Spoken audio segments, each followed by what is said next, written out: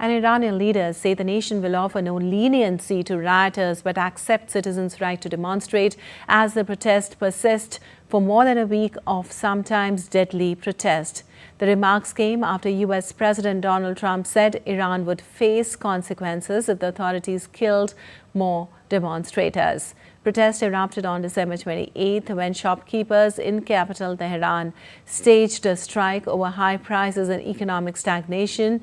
They have since spread to other cities and expanded to include political demands. At least 12 people have been killed since December 30th in localized clashes, including members of its security forces, according to official announcements.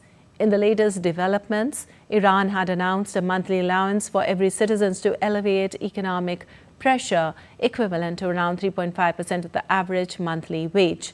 However, despite the measure, there are still no signs of stabilization. Iran has announced a major increase in government subsidies as it seeks to ease mounting economic pressure caused by soaring prices and a sharply weakening currency. The government says monthly subsidies will rise from 3 million riyals to 10 million riyals per household, more than tripling the current amount. The move comes amid a wave of nationwide protests that began on December 28th, when shopkeepers in Tehran launched strikes over high prices and economic stagnation. The unrest has seen spread across the country. Demonstrations have now been reported in 25 of Iran's 31 provinces, affecting at least 45 cities. At least 12 people, including members of the security forces, have been killed in localized clashes since December 38th, according to official tallies. Iran's economic crisis has been worsened by years of international sanctions. The rial has lost more than a third of its value against the US dollar over the past year, while inflation surged to over 50% in December. Despite the conciliatory economic measures, Iran's leadership has issued stern warnings to rioters.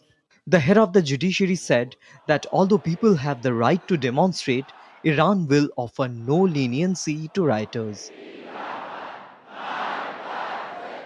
Meanwhile, Supreme Leader Ayatollah Ali Khamenei vowed that Iran would not yield to what he called enemy pressure. We will not yield to the enemy. We will bring the enemy to his knees by relying on God Almighty and with confidence in the company of the people, God willing, with divine success.